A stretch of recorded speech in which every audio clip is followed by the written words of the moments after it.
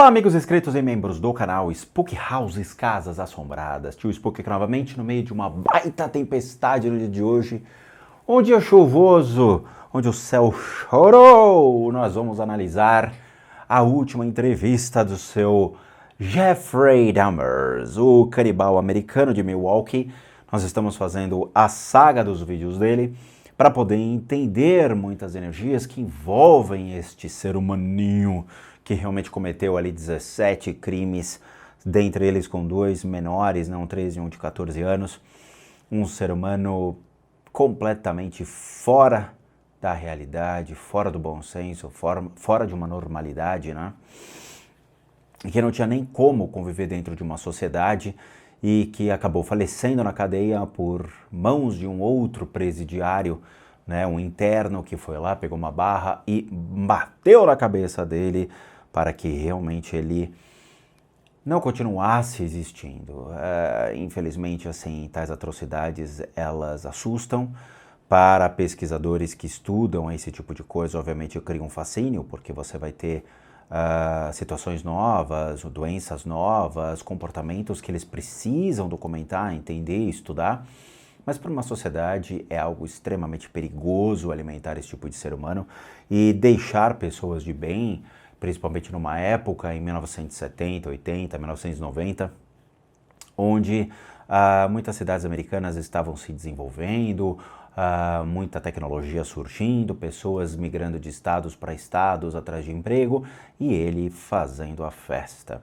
Então, claramente, isto não pode acontecer, não é?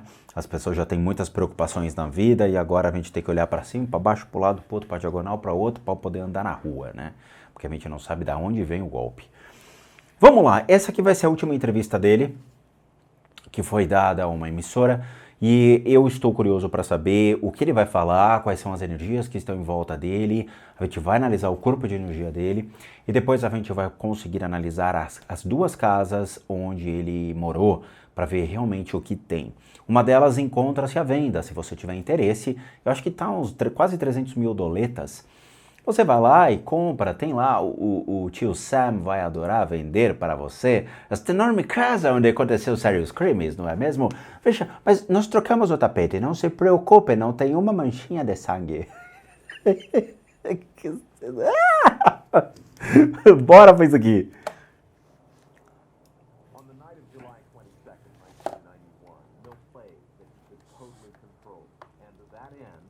He performed the most horrific of experiments on his victims, literally drilling holes in their head. I tried to create living zombies with uric acid in the drill. Ele é este rapaz, o Sr. Jeffrey Dahmer, e ele contando que ele tentou criar zumbis para que as pessoas, obviamente, como a gente já viu, não saíssem da casa dele, ficassem lá com ele. Tipo, best friend forever. Então ele ia lá, furava a nuca da pessoa, colocava ácido, achando que aquilo ia afetar o sistema nervoso ou, sei lá, a coluna e fizesse com que só, talvez, alguns sentidos da pessoa pudessem estar ainda funcionando, mas, opa, a pessoa morria, né? Ele derretia o cérebro da pessoa. But it never worked. No, the killing wasn't the objective. I just wanted to have the person under my complete control to do with as I wanted. Dr. Helen Morrison, who profiles these men, says part of the reason is because serial killers like Dahmer literally feel things differently than a normal person. To the serial murder. Peraí, deixa eu ver, isso aqui já tá no começo? Ah, não, vamos lá, não. Ele foi pro... July 22nd, 1991, Milwaukee police finally discovered the horrendous secret. Aqui é a cena deles entrando na casa, pegando os arquivos, registros, tudo. Police searched number 213 and found a chamber of unimaginable horrors. O número é 213 do apartamento. Acho que o número da besta devia mudar de 666, né? Porque descobriram que depois era 616 para 213. Esse deveria ser o número da besta. Human heads and a heart wrapped in bagged freezer. Hands and feet at the bottom of his soup kettle. Skulls tucked away in a file cabinet. and this blue barrel stuffed with dismembered torsos soaking in acid. Dahmer would spend the next 24 hours confessing, telling in vivid detail of a murder spree that began in 1978 when he was 18 and ended with 17 young men dead. I had this reoccurring fantasy of meeting a hitchhiker on the road and of taking him hostage and doing what I wanted. And I never in my wildest nightmares thought that it would become a reality. Why would Dahmer have, as he put it, created his own Holocaust? How did he become so filled with evil? It would be comforting to point to an abusive childhood, an early life filled with hatred or horror, but his was filled with love. Jeff was the most beautiful, darling, sweetest baby, the nicest young boy. There just were no real signs when he was growing up. Imagine. O pai fala, né? Não tem, a gente não teve esses sinais quando ele estava crescendo. Ele teve uma vida tranquila, ele teve uma vida boa. É uma vida de classe média nos Estados Unidos. O fato de pai e mãe brigar, o fato dele ter uma orientação sexual, né? Indo para se tornando um homossexual, demonstrando, apresentando-se ao mundo como um homossexual assumido, isso não traz sinais de psicopatia, isso não traz um sinal de borderline. A questão dele ser introspectivo ou a questão de mudar de temperamento ou posturas ou ver situações diferentes, ou seja, ele ter mais prazer na dor, no sofrimento e ser mais introspectivo no meio das pessoas, não saber como agir, como lidar. Também é difícil você traçar um padrão nesse critério, né? Então, a matéria fala sobre isso. Dificilmente você consegue traçar um cenário sobre o que aconteceu, onde foi o gatilho, qual foi a transformação dele. Foi no exército? Foi nos anos que ele passou na cadeia? Foi a questão da polícia sobre ele? A maneira como as pessoas o observavam? Alguma coisa que aconteceu no emprego dele? Alguma coisa foi o gatilho. Mas ninguém consegue entender. Your child grows up to be a murderer. Would you still love him? Would the guilt and sense of responsibility be overwhelming? Jeffrey Dahmer's parents have struggled mightily to understand what might have gone wrong with their child. His father's search for an explanation led him to look inward, even to write a book simply titled A Father's Story. But his search may be in vain. Ele escreveu um livro, né? O pai acabou escrevendo um livro quando ele, acho que já estava na cadeia. E o livro não foi aquela coisa, acho que não teve uma venda como ele queria, não teve esta mudança de percepção dentro de uma sociedade que passe a ver ele como uma pessoa com uma doença e não como um psicopata, um assassino em série, né? Mas sim uma pessoa doente, uma pessoa que precisava ser tratado sobre uma ótica da medicina. Hoje, obviamente, ele acabou morrendo, acho que em 1992, né? Hoje, esses crimes, eles são aplaudidos, né? As pessoas gostam desse tipo de coisa, eles gostam de pessoas como ele. Até mesmo Charles Manson virou camiseta, marca de violão, instrumento musical, todo mundo batia palma pro cara, todo mundo queria ser que nem ele. Veja, é muito engraçado porque hoje os bandidos, né, hoje os criminosos, hoje o inimigo, ele é muito bem mais detalhado ou mais querido do que o herói, sabe? Você vai ver o Darth Vader contra Luke Skywalker, todo mundo aplaude Darth Vader, todo mundo gosta mais do Darth Vader, todo mundo se apaixona pela história do Darth Vader porque se comove com o que acontece, enquanto o Luke é simplesmente um menino que não teve problemas, né? Então é assim que as pessoas veem, elas se comovem às vezes com o bandido e aplaudem o bandido. É complicado. Eu realmente, assim, a minha opinião é exatamente a do psiquiatra que foi lá no júri e fez a sentença. A minha opinião é exatamente a dele, tá? Because even the experts and profilers who've studied serial killers are baffled by why they do it. There doesn't seem to be any indication in any of the serial murderers, that something external makes them want to kill. It's as if something is thrown, a switch is thrown, and they begin on the pattern of what their pattern will be. Maybe all Foi o que ela falou. Não se sabe qual foi o fator externo que fez esse trigger, esse switch, que seria a chave, né? Girar essa chave, fazer com que ele se tornasse essa pessoa, esse monstro. Não se sabe. Aparentemente não tem uma causa, não tem um fator. A rejeição, será que ele, pelo fato dele ser um cara rejeitado, pelo fato da sociedade não enxergá-lo como ele queria, ou não dar a devida importância, é uma maneira dele expor a sociedade pelos atos mais atrocidades que ele comete. A questão é que ele não vê isso como uma atrocidade, às vezes ele vê isso como uma arte. E aí a gente vai entrar num princípio do Natural Born Killers, né? Aqueles assassinos que acham que fazem arte. Ou Hannibal, né? Que se acha realmente uma celebridade, um filósofo, algo que é único e apreciado por ele e por poucas pessoas. É como se fosse um objeto de arte, onde poucos realmente aplaudem, sabe? Obviamente tem um mercado de horror. Eu lembro que a gente estava assistindo Sandman, né, o seriado, e tem a convenção dos serial killers, né? E você vê aquilo, é uma convenção onde as pessoas aplaudem o trabalho um do outro. Eles idolatram as pessoas pela sua obra de arte de matar. É uma morbidez. Não é tipo... Ninguém idolatra uma pessoa para fazer um serviço social, um amparo às pessoas doentes ou a pessoas, comunidades carentes, poder levar água onde não existe, poder ajudar as pessoas de uma maneira fazendo monção populares de comida, de roupa. Isso não é mais aplaudido. O que é aplaudido é o trabalho de arte visto. Hoje a gente vê esse tipo de coisa, né? Eu lembro que eu vi uma matéria, eu acho que foi no Líbano, onde uma mulher, ela invade um banco e rouba um banco.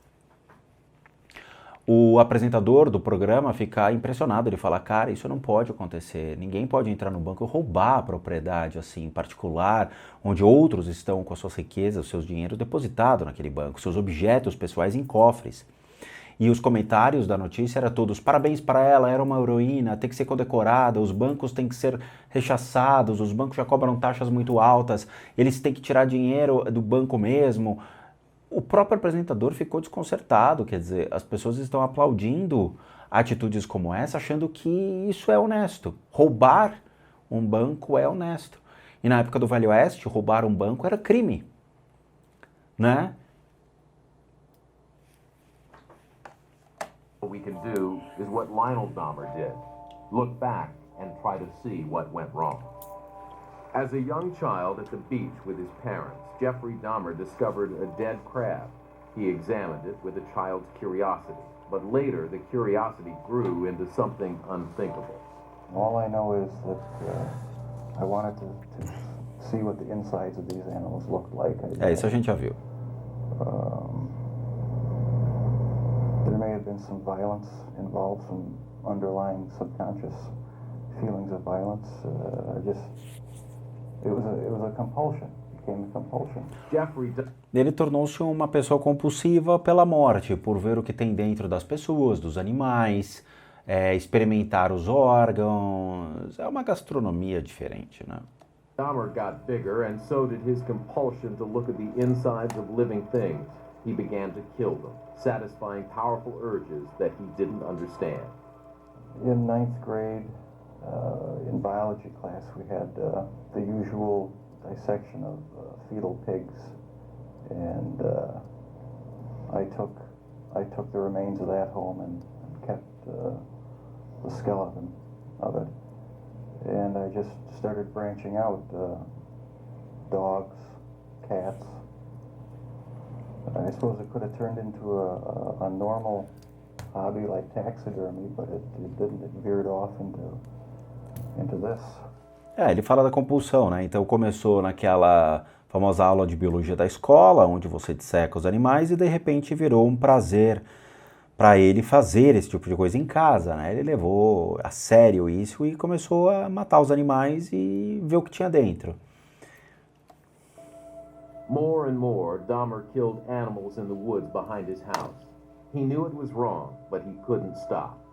Then, at 14 or 15, it got worse. I don't know, it became a compulsion, and it switched from animals to humans. I still don't understand it. I don't know why. E aí ele saiu dos animais e foi para o ser humano, mas ele não sabe o porquê que ele teve isso. Quando a gente analisou o do Isao, que é aquele rapaz do Japão que virou um canibal, ele tinha sinais, obviamente, de transtornos e compulsão sexual. Os impulsos sexuais dele, os prazeres, eram levados ao extremo, e o ato dele de canibalismo ocorre quando ele mata a holandesa que fazia parte com ele lá na escola, na França, né?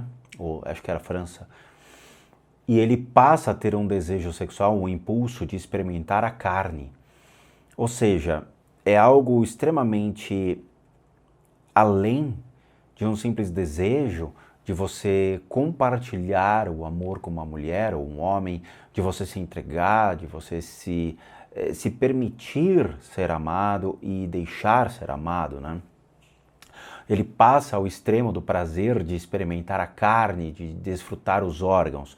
Esse cara, o Jeffrey, fala que o prazer dele, realmente, por mais que ele fale que ele não sabe o porquê, mas depois a gente percebe, o prazer dele é ter a pessoa sempre perto dele. Então o fato dele comer a carne, experimentar, é a maneira dele relembrar o gosto realmente da pessoa. Então já entra em um princípio de uma psicopatia monstruosa um negócio desse, porque é um prazer macabro, né? If your fantasy life as a teenager includes killing, who do you tell? From about 15 years on up, a great deal of my thoughts were basically unshareable with anyone. So I just closed myself off and just put on a mask of normalcy. Ele fala que aos 15 anos ele tinha certos desejos que ele não conseguia colocar para a sociedade, não conseguia expor isso, e aí ele tinha que viver numa máscara que ele tinha que usar, né, da normalidade. Ele tinha que fingir o que a sociedade queria. As Jeffrey Dahmer entered adolescence, his secrets multiplied. He began to feel attracted to other young men. It was not an issue he could talk to his father about, but Jeffrey knew he was gay. Started having obsessive thoughts of violence intermingled with sex. And it just got worse and worse. I didn't know how to tell anyone about it, so I didn't. And Justin? Ele torna-se mais agressivo com relação à questão sexual, porque naquela época era bem complicado, não era fácil como hoje é. Em 1970, 1980, nós tivemos realmente, vamos dizer assim, uma exposição maior das pessoas com relação à sociedade. Então as pessoas não tiveram mais medo e começaram a falar para a sociedade sua orientação sexual. Principalmente na Inglaterra, nos Estados Unidos ainda existia muito preconceito, mas na Inglaterra isso começou a surgir de uma maneira, pipocar de uma maneira muito forte, os bares gays surgiram de uma maneira forte, e isso era visto, obviamente, pela sociedade como algo ruim, tá? Por causa da época, por causa da mentalidade, por causa da cultura, e principalmente o medo de doenças que se alastrava. Então, na Inglaterra, por exemplo, teve um boom do HIV, né, da AIDS, e isso colocava em medo a sociedade. Quando os Estados Unidos também gera esse boom, trazendo à tona os bares gays e surgindo essa, vamos dizer assim, essa orientação sexual em que a família americana não se deparava com tanta facilidade como nos dias de hoje, gera muito problema. Então, contar para os pais em 1990, 1980, era muito difícil. Era uma enorme barreira onde a família americana, que era ali católica, protestante, presbiteriana ou o que for, ou seja, extremamente religiosa, não ia tolerar, mas não ia tolerar por quê? Porque achava que era um pecado e os pastores cultuavam o pecado atrelado à homossexualidade, ok? Então tornava isso como algo que não existe na Bíblia, e se não existe na Bíblia, isso é uma doença, isso precisa ser tratado. Então as igrejas americanas ainda veem isso como uma doença, infelizmente, ok? Então, de novo, a orientação sexual não faz diferença nenhuma, o que vai fazer diferença é o caráter do indivíduo, o que está dentro da pessoa. Tá? Então, padres e pastores que falam esse tipo de coisa, levanta e vai embora, cara. Essa igreja não pertence a você, essa igreja não é a que realmente você deve estar. Tá? Esse tipo de preconceito que faz juízo de valores muito superficial sobre a pessoa, não sobre quem ela é realmente. Sinto. As Jeffrey was becoming aware of his internal violent sexual urges, his external life began to unravel. His parents' marriage, which had been rocky throughout his childhood, finally ended. He found himself alone more and more. And then one night, while his mother was away on a trip and his father newly moved into a motel down the street, Aqui ele está contando a história. fantasy Jeffrey had been having for years came true, and the killing began. Cada um vai para um lado, então ele não tem mais percepção do pai, a segurança do pai, a proteção do pai, nem da mãe. Então a mãe pega o irmão menor, se manda, o pai também se manda, e ele fica sozinho em casa aos 18 anos de idade. E aí é que a meleca acontece, né? 18 anos de idade, americano, já alcoólatra, porque ele mandava os uísque da vida. E aí, como é que faz? Merda. I was 18 years old, driving home. I saw this hitchhiker about a mile from my house, and he caught my eye. I drove past him, thought to myself, should I stop, pick him up, or should I just keep on going? I wish I just kept on going, but I didn't. Turned around, picked him up, and that's when the nightmare became a reality. It just seemed so bizarre to me that this obsession that I had been thinking about and wanting, just all the parts are there, and they make it possible to make it happen. Just at the time when it could happen, when there's nobody at the house for 2 weeks. Aqui ele conta o que aconteceu no primeiro assassinato dele, quando ele pega o caronista e ele fala, né, o nightmare becomes a reality, o pesadelo se torna real, ou seja, ele perde o controle, ele não entende o que acontece, a negação do cara, por mais que no vídeo que a gente viu, ele relate que, ok, a coisa estava indo, mas chegou uma hora que o cara ele vai embora, ele quer ir embora, ele não quer ficar mais lá. Essa negação faz dele o assassino. Ou seja, não pode dizer não pro cara. Veja, é muito curioso isso. Eu lembro que uma vez eu estava assistindo um documentário sobre uma faculdade americana, um campus americano.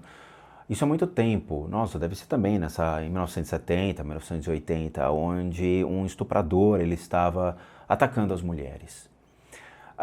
Algumas ele realmente matava, mas ninguém sabia o porquê que essas mulheres eram mortas. Até o dia que ele pegou uma brasileira que estava estudando nos Estados Unidos e ele estava violentando ela e ela estava fazendo psicologia. E ela entendeu a natureza dele e ela começou a seduzi-lo durante o ato. E quando ela passou a seduzi-lo, e quando ela passou a demonstrar afeto e carinho, ele largou ela e foi embora. Ou seja, o fato dele ser dominador, o fato dele querer demonstrar força, o fato dele pegar a pessoa e impor total controle sobre ela, tornando-a impune dentro daquilo que ele quer, os desejos que ele quer, os prazeres que ele quer, a atenção, tudo que ele precisa. Quando você fala não para um indivíduo desse, ele se torna, então, uma pessoa que explode a violência e faz com que você seja completamente anulado. Você diz não para mim, então você não pertence a mim, e como você sabe que eu sou homossexual, você sabe o que eu sou, o que eu faço e tudo mais, eu não quero que isso transpareça às pessoas, eu vou te matar. A menina americana, a brasileira que estava nos Estados Unidos, no campus nos Estados Unidos, ela saiu ilesa, ou seja, ela fez com que o cara, o ato, a explosão da violência fosse anulada pelo amor. E isso fez com que o cara se frustrasse e ele abandonou. Claramente, ela foi até a polícia, descreveu o rosto, os vestígios do estupro foram, obviamente, marcantes em sua vida, mas ela conseguiu fazer com que a polícia pegasse esse cara. E os crimes pararam. Ou seja, ele tinha um padrão interessante que ele entrava nos bares gays, né, os bares gays, e ele seduzia pessoas que tinham o mesmo padrão que ele. Ou seja, os pais separados, uma vida horrorosa, muita tristeza, muita mágoa, muita frustração. Beleza. E aí sim gerava a atração, porque ele se atraía por iguais. Na hora que ele se envolvia com pessoas que ele via que era completamente diferente, que eram felizes e que tinham uma vida feliz, ele não tinha atração. Ou seja, ele tinha atração pela dor, ele tinha atração por pessoas que cultuavam o sofrimento e que transpareciam as suas tristezas dessa maneira, para compensar a tristeza dele, ou potencializar a razão para ele. Então, quando ele gera essa atratividade por iguais, ou seja, pessoas que têm os mesmos problemas, as mesmas frustrações na vida, dá a entender que ele está buscando pessoas e parceiros que ou potencializem o sofrimento dele, ou compartilhem com o mesmo princípio, ou seja, a mesma razão. Porém, ele mesmo fala, né, as coisas ficavam violentas quando ele fazia o sexo, quando ele ia para cima da pessoa, as pessoas se assustam, falam, porra, peraí. Aí começam as diferenças. After the first time he murdered, Dahmer says that he tried to get control of himself, and for 6 years he did not kill again. In 1984, he found himself living in Milwaukee, frequenting gay bars, when the violent sexual urges overcame him again. I met this guy at one of the bars, downtown Milwaukee bars. We went back to the hotel, just planning on getting drunk. I had put some sleeping pills in his drink to render him unconscious. And was just going to spend the night with him. When I woke up in the morning, my forearms were bruised, and his chest was bruised, and blood was coming out of his mouth. He was hanging over the side of the bed. This type of behavior. Aí vem os excessos, né? Então ele fala que ele encontrou um cara no bar, deu bebida pro cara com os calmantes, né? O cara paga e aí leva para casa e de repente ele disse que viu o cara, ele estava passando mal, cuspindo sangue pela boca e o escambau. Assim, esse tipo de comportamento é algo assustador. Mas vamos escutar o que o psicólogo forense, o psiquiatra forense tem a falar. And the urge that develops, it's triggered. It doesn't go in cycles. It may be a place that he's in that reminds him of something. It may be something that he hears. It may be a certain season. It may just be a color. It's intimately connected with memory and previous experiences and something that goes on at an unconscious level. Whatever it Ele fala dos gatilhos, ele não sabe se isso pode ser por uma temporada, ou seja, é como se fosse um caçador. Ele vai caçar em uma temporada, ele vai caçar por uma questão da cor, ele vai caçar por uma questão da personalidade, ele vai caçar... O que leva ele a escolher suas vítimas? O que leva o período da caça? Né? Qual é a constância disso? E essa constância que assusta, porque tá, legal, não é que nem aquele filme do assassino que de cada, sei lá, 20 anos, ou 25, 30 anos, sei lá, né? Que é aquele assassino que é um monstro vestido de espantalho, o Creeper, que sai voando por aí. Quer dizer, o cara sai daqui de 30 em 30 anos, o cara sai para atacar uma noite, ele caça todo mundo, mata quem ele quiser, come todo mundo, depois ele volta para hibernar. Tem alguma coisa ali. Por que que de 9 anos ele parou e de repente ele voltou? Ele para e volta. Não é uma pessoa que tem uma constância, que nem um cara que vai pra balada toda sexta-feira, né? Então o cara toda sexta-feira ele mata alguém. O que que acontece com ele? Quais são os conflitos internos que faz com que ele tente se controlar? It came over Dahmer almost like a dream. I have no memory of beating him to death, but I must have. And that's when it all started again. I had no intention of hurting him at all.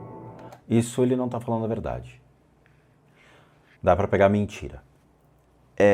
Eu vou falar uma coisa para vocês e aí é importante vocês entenderem. Existem certos aspectos que uma pessoa dessa, ela vai falar e outras que ela vai omitir. Por quê? Obviamente, o extremo dele seria uma cadeia, prisão perpétua.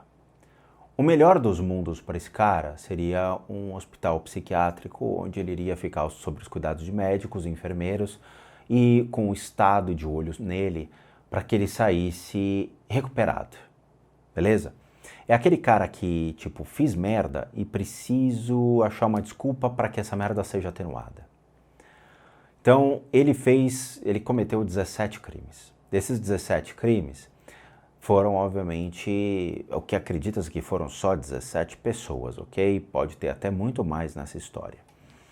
Então, ele cometeu 17 crimes. Desses 17 crimes, ele tentou, por meio do juiz, um hospital psiquiátrico, para que ele fosse analisado, para que o comportamento dele fosse visto, ele tivesse pelo menos uma prisão ali tranquila, um tratamento. Então, quando ele fala, por exemplo, eu não lembro de muita coisa, os ataques, eu não lembro de nada, ou vem uma tela branca, né, um blank, me dá um blank, não vejo nada, eu fico completamente tateando no escuro, eu não sei o que acontece comigo. Isso é mentira. Tá? Esses atos de explosão, eles são os mais marcantes e dificilmente o extremo de um ato de explosão faz o cara perder a memória, principalmente 17 atos de explosão onde ele comete tais crimes. Então falar que, ok, eu não lembro de nada, eu só lembro de estar com a pessoa e de repente eu vejo ele está completamente morto na minha frente, mutilado, e, nossa, que coisa, né? Eu não sei. Então dá a entender que ele tem uma bipolaridade, tem um transtorno borderline ou alguma coisa assim que faça com que a ciência entre e fala, não, preciso estudar esse cara, dá licença. O psicólogo forense, que acho que é um psiquiatra, né, que foi o que a gente analisou, ele foi bem claro ao dizer, não, ele é um serial killer, ele é um assassino. Esse ato de achar que, não, eu não sou o demônio, eu não sou o mal, eu sou um doente que precisa ser tratado, não vai colar. Sabe, esse tipo de desculpa não rola, esse tipo de ato não rola. Algo realmente ocorreu, algo está rolando e isso precisa ser tratado sob todas as óticas possíveis e chegar como um acordo. O estado de Milwaukee chegou como um acordo, falando, tu vai pra cadeia, brother, beleza? Acabou, lá você vai se virar. E realmente ele entra numa espécie de um stand-by dentro da cadeia, porque ele fala, cara, eu queria matar, eu não sei, me dá vontade, eu tenho que me controlar, porque como é que eu vou fazer isso na cadeia? Entende? Então ele entra como se fosse um regime para ele, dizendo, não, cara, aqui você não vai ter regalias, aqui você não vai fazer seus crimes. E os dedos coçam, a vontade coça, a mente do cara começa a pensar nisso. Então ele criou um vício. Como é que você trata o vício? Entende? Tá muito legal, assim, ver a opinião dele e depois a gente vai analisá-lo, tá? Eu já tô começando a traçar os padrões, isso aqui é uma mentira, você entende que é uma mentira, o corpo de energia dele responde. Quando eu tive, por exemplo, com grandes professores dessas terapias orientais, era muito interessante porque as percepções da mentira, ela se faz muito forte. Eu lembro de eu estar numa aula onde eu estava aprendendo técnicas de meditação fortes e realmente com pranayamas. O negócio era bem forte mesmo. Eu lembro que eu cheguei até a passar mal, porque eu não estava acostumado com certos pranayamas. e movimentação tão brusca de energia do corpo sobre os pontos de energia. E eu fui conversar com a monja responsável por esse ensinamento. E a monja, ela, quando eu cheguei perto para conversar, eu tinha que falar inglês, porque ela falava só inglês, ela olhou para minha cara e ela começou a mexer a mão assim, como se ela procurasse algo. E eu fiquei parado observando, ela terminou, ela falou, agora você pode falar. Eu falei, mas por que a senhora fez isso? Ela falou, porque eu estou vendo se você mente. Eu falei, caracoles, você tem essa hipersensibilidade de descobrir uma mentira pelo corpo de energia? Sim, e essa técnica existe, ok? Então, é engraçado como você percebe a mentira, como você vê o corpo de energia da pessoa começa a remodelar os pontos e o pensamento ele vai trafegar, né? Porque quando você fala, você pensa, projeta a voz junto, ou seja, você está pensando, criando uma linha de raciocínio, a voz está agindo, mas os pontos de energia das emoções também está correlacionado. Porque quando você fala, você exprime essa emoção, você traz a emoção, você traz a lembrança de uma coisa, você traz todas as impressões sobre aquilo que você está falando, ok? Se você está falando sobre um livro, você vai lembrar o livro, você vai lembrar a história do livro, você vai lembrar o que estava escrito ou até mesmo a página do livro, além de toda a história do escritor. Ok. Quando ele conta essa história, você percebe o corpo de energia dele se movimentando. Por quê? Porque a fala vai agir sobre o corpo de energia. E quando age sobre o corpo de energia, ele muda a vibração. Essa mudança de vibração faz com que você entenda que há algo errado nesse discurso. Por mais que as emoções elas sejam afloradas, né, e as lembranças, obviamente, marcantes, você vê com que a mentira ela começa a mudar a forma dele falar e faz com que não seja uma verdade. Ou seja, ele estava lúcido, ele sabia o que estava fazendo. Ele tinha, sim, essa impressão da explosão da negatória, quando a pessoa fala, estou indo embora, eu não quero, me deixa. Ele, nesse momento, torna-se o gatilho para fazer o que ele quiser com a pessoa. Ele tem a pessoa presa, algemada, e dá a liberdade de poder fazer o que ele quiser. E nós não estamos falando de uma explosão de 1 segundo, 2 segundos. Nós estamos falando de um ato criminoso que ele fez durante horas. Ele matava as pessoas e a morte não era iminente. Ele realmente tinha que se livrar do corpo e tudo mais. Nós estamos falando de algo lúcido durante meia hora, 40 minutos, 1 hora que ele tinha que fazer o processo. Uma coisa é você cometer um ato por uma explosão, você para e você fala, que merda que eu fiz, vou chamar a polícia. Eu não posso ficar assim impune. Sabe? O outro é você matar, encobrir o corpo e sair impune dentro de uma situação. Desculpa, cara. Você não pode agir dessa maneira, tá? Mas assim, tá muito interessante, a gente vai analisar ele na sequência. Eu já sei mais ou menos o que está acontecendo, eu já peguei as energias e sim, tem muita coisa interessante para a gente estudar em termos de bioenergia, além obviamente das formas de pensamento que dominam a ação dele, mas nós também temos seres ao lado e esses seres eles são bem únicos no mundo espiritual. Fechou? Então a gente vai fazer uma pausa agora, a gente vai continuar daqui a pouquinho. Como recadinhos finais, todo mundo que sabe que eu, Rodrigo, sou um terapeuta, um psicoterapeuta alternativo. Eu sou licenciado nacional e internacionalmente por institutos que me habilitam, me capacitam, para que por meio de técnicas complementares a gente complemente a medicina e nunca substitua. Complementamos junto aos tratamentos físicos, emocionais, mentais, bem como as limpezas de casa e as análises de casas. E para aqueles que querem passar por isso, devem encaminhar um e-mail para limpezadecasas@gmail.com e lá vocês vão obter todas as respostas das suas perguntas sobre como são os tratamentos, bem como os respectivos valores. Sim, eu cobro. Por quê? Porque eu não sou um paranormal, eu não sou vidente, eu não sou médium, eu não sou espírita, eu sou um profissional das práticas integrativas complementares. Para aqueles que querem ajudar o canal, nós temos 3 formas de doação: PayPal, seja membro e o Valeu. Os 3 encontram-se aqui abaixo, fica a seu critério achar a melhor forma de fazê-lo que nos ajude muito. E por último, nosso site casasassombradas.com.br com muita coisa legal para vocês. Vejo vocês na continuação desse vídeo e bons sustos a todos nós.